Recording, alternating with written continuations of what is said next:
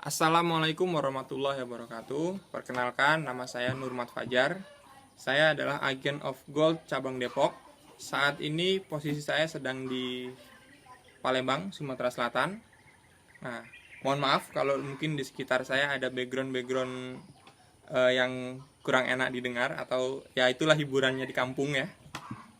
Jadi saat ini saya akan sharing perbandingan antara menabung uang di bank dan menabung emas. Nah, kita bicara finansial dulu, penghasilan kita. Sebaiknya bagaimana mengelola penghasilan kita. Jadi, sebaiknya secara solusi finansial, dari total penghasilan kita, 60% kita sisihkan untuk kebutuhan pokok.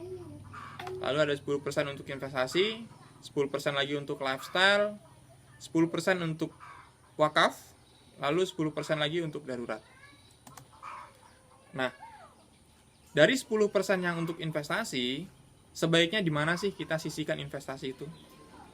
Kita lihat 3 instrumen investasi atau penyimpanan di bank. Ada di bank, tabungan biasa, ada deposito, ini juga di bank, lalu satu lagi ada tabungan emas. Nah, lalu kita lihat pertumbuhan tabungan di bank.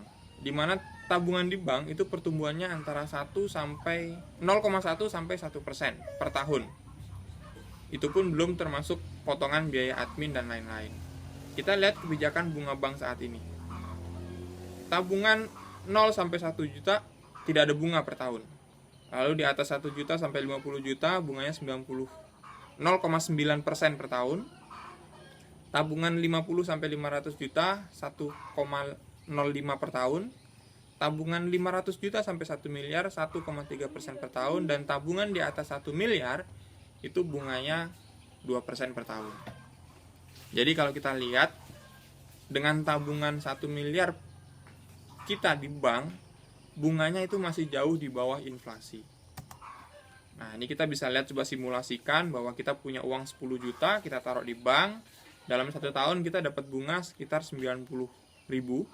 Lalu bunganya tadi dipotong pajak 20% senilai 18.000, lalu bunga bersihnya adalah 72.000. Nah, kita lihat biaya administrasi per tahun itu 138.000. Nah, hasil bunga bersihnya justru minus, ya kan? Bunganya tadi 72.000, biaya adminnya 138.000, maka kita masih minus 66.000. Saldo terakhir setelah 1 tahun itu menjadi 9.900.000. Artinya returnnya minus 0,66%. Nah, jadi kalau kita nyimpan uang di bank tuh uangnya bukan nambah, tapi justru uangnya berkurang karena ada potongan-potongan tadi. Nah, lalu bagaimana kalau kita menyimpan uang deposito, ya kan? Kita yang banyak kita kenal punya uang kita depositokan. Kita asumsi di tahun 2007 kita punya uang 1 miliar. Lalu kita depositokan dengan bunga maksimal 10% per tahun, rollover ya, bunga berbunga. Di tahun 2012 nilainya 1,64 miliar.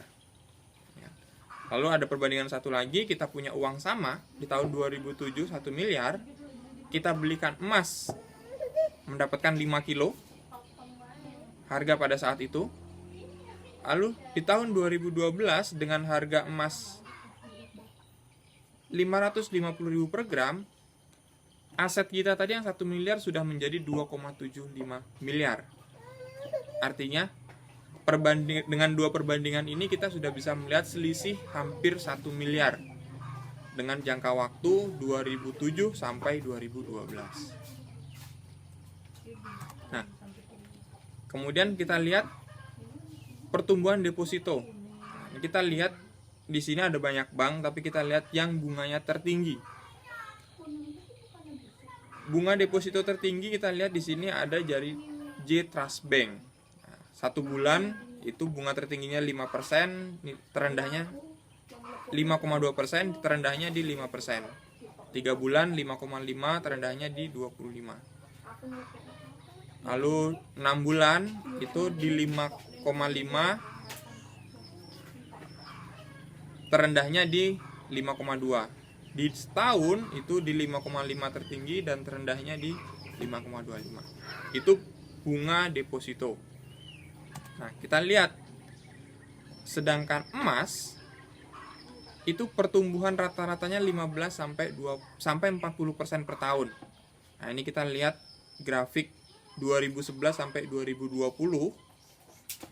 Itu selama 10 tahun rata-rata di 15 sampai 40% per tahun. Nah, jadi kalau kita lihat secara keuangan, secara penggunaan, kita bisa lihat tabel konversi antara ONH haji dengan emas. Nah, di tahun 2005 besaran ONH itu 23.500.000 dengan harga emas 135.000 per gram, berarti kita butuh 174 gram emas untuk bisa pergi haji. Tapi di tahun 2013 besaran ONH naik menjadi 33.800.000 dengan harga emas 500.000 per gram. Artinya secara emas kita hanya butuh 68 gram emas. Jadi kalau kita lihat di sini, kalau kita nabung emas untuk pergi haji, maka setiap tahun biaya haji itu naik. Tapi kalau kita menabung emas, kalau kita menabung uang untuk pergi haji, maka biaya naik haji ONH haji itu setiap tahun naik. Tapi kalau kita menabung emas, justru biaya naik haji ONH haji itu setiap tahun turun. Dan di tahun 2020 biaya ONH itu 35 juta. Dengan harga emas 1 juta per gram, artinya kita hanya butuh 34 gram emas untuk pergi haji. Artinya kalau di tahun 2005 kemarin kita memiliki 174 gram emas, maka di tahun 2020 kita bisa pergi untuk 5 orang biaya ONH haji emas tersebut.